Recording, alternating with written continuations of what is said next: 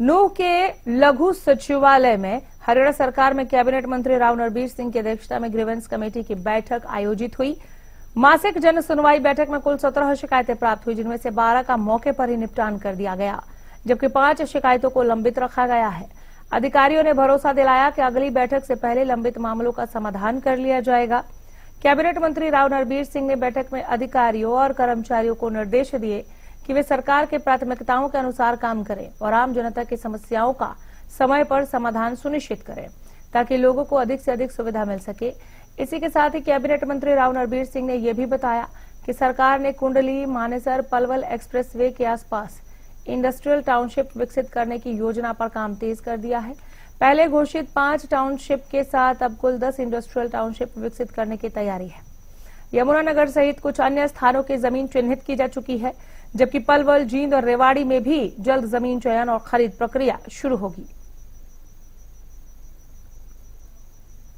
Expressway बना तो सरकार ने घोषणा की थी कि हम 5 इंडस्ट्रियल टाउनशिप इसके आसपास बनाएंगे।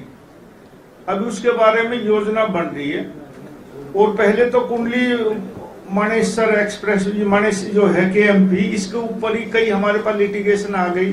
जो ठेकेदारों ने बनाए उन्होंने वही आर्बिट्रेशन, नियुक्त आर्बिट्रेटर और केस चल रहे हैं।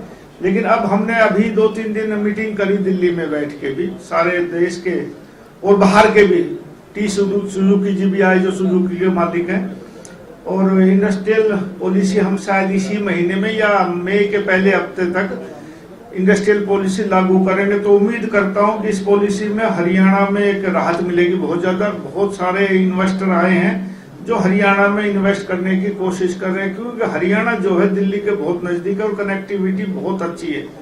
और स्टेटों से लॉ एंड ऑर्डर हरियाणा का अच्छा माना जाता है। लेकिन सिर्फ दिक्कत एक आती है हरियाणा में कि हरियाणा में और स्टेट की बनिस्बत जमीनें महंगी हैं। तो मैंने HSIDC में भी कहा है, आपके जो पॉलिसी आ रही है उसमें कह रहे हैं कि कुछ जमीन हम लीज पे लोगों को देंगे, क्योंकि शुरू में ही जमीन इतनी महंगी हो जाती है तो कोई भी फैक्ट्री वाला आता है तो वो उतना काम नहीं कर पाता।